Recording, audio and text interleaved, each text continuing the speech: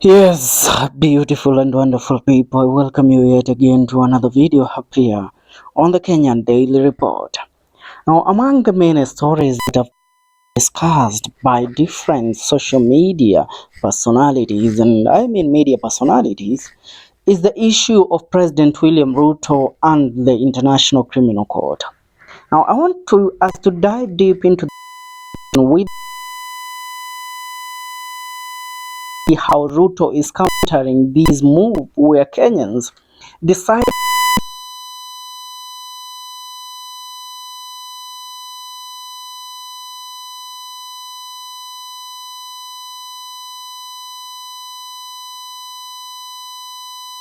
is for Kenyans that have been abducted, and most of them that have been killed, and mostly those that were killed during the Gen Z demonstrations last year during the month of June and July.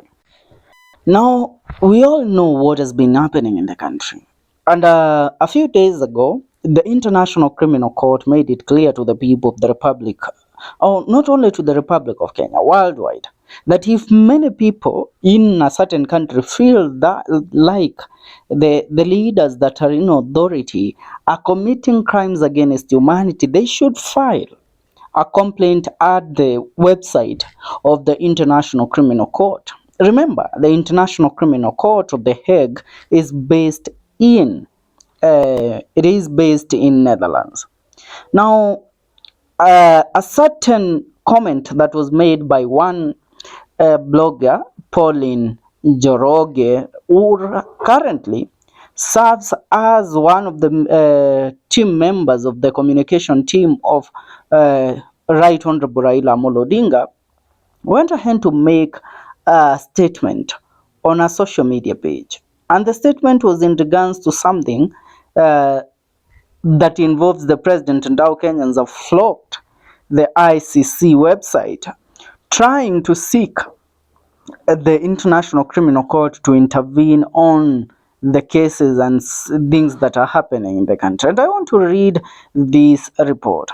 Pauline said, ICC reports that it's alarmed by activities in Kenya as over 50,000 Kenyans launched a complaint about Kenya Kwisha government in their website. Things are boiling nicely. This is a statement that she made, and after a few hours, she went ahead to delete it. Now, if you look at some of the most reliable sources when it comes to matters of politics and blogging in the country, then the name of Pauline Njoroge, who is a niece to President William Ruto, never misses in that list. Now, not President William Ruto, former President Uhuru Muigai Kenyatta. Now, allow me to currently diverge into also a certain statement and a certain revelation that was made on how President William Ruto is dealing with the international image, which is currently being destroyed by Kenyans on social media on different occasions, where Kenyans are trying so hard to prove to the world that President William Ruto is not the man that he pretends to be. I want you to listen to this message by one Anwar Sadat, who says that rather than stopping corruption, abductions, and killings of those who criticize his government, President William Ruto has hired international news agencies, Harpo Group and Zaya, for Kenya shillings 2.2 billion to help prepare to help prepare Ruto's damaged international reputation, which led Aoko to reply to this message by saying, "War is war. I have noticed them intercepting my tweets, nikacheka, but we are ready no matter what. The revolution is sanctioned by God. He has lifted a generation against Ruto. That's why nothing Sugoi touches seems to work. The youth are Ruto's moment of truth and Waterloo." Now, when you look at this, the International Criminal Court is based in Netherlands.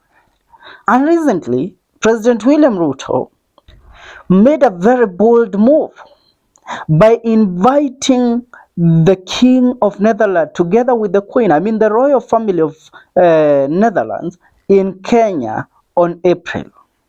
He invited them to come and they get to discuss the way forwards in regards to how Kenya and Netherlands can work on different fields. But truth be told, this was a move that was made to counter his damaged reputation and maybe him being sanctioned to Hague to answer to the questions of how he has been operating in the country. Now, when you look at this in the broader picture, you realize that this man is a very bright man. He is one of the greatest politicians that we have ever seen in the 254. He knows how to deal with things that might come. He knows how to counter the future that is damaged for him. And that is what he has been doing. When you look at it in that manner, you will understand why. Now, seeing that Kenyans, remember also the other day when voting was being done on who is the most corrupt leader in the world, Kenyans flocked to the site to vote that Ruto is the most corrupt person in the world. And when the votes were, the voting ended, Ruto was number 2 as the second most corrupt leader in the universe, following Syria's president. Now that tells you everything. That people from his country and everybody in his country does not believe in him. Look at today what happened. While the current cabinet secretary, Justin Muturi, was addressing an issue where his son was abducted during the Gen Z demonstration and released.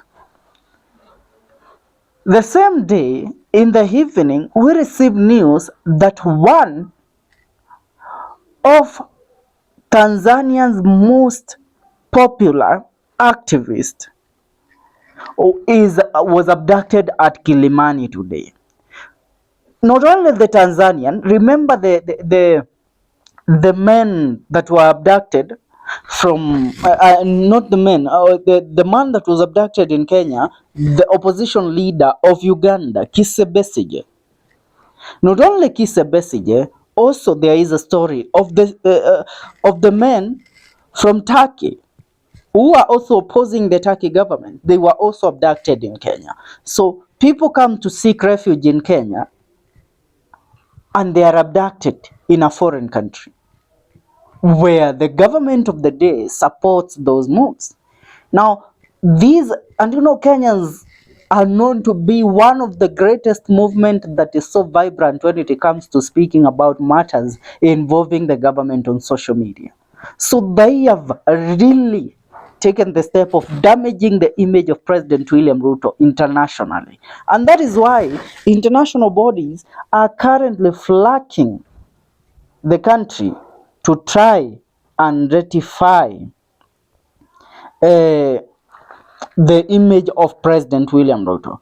And most of those agencies, news agencies, are being paid. And you have heard the amount of money that President William Ruto has spent to cleanse himself of this accusation. What can you say? What can you tell us in regards to this? Leave your comment in the comment section. See you in our next video. Remember to subscribe. This is the Kenyan Daily Report, or you can call it KDR TV.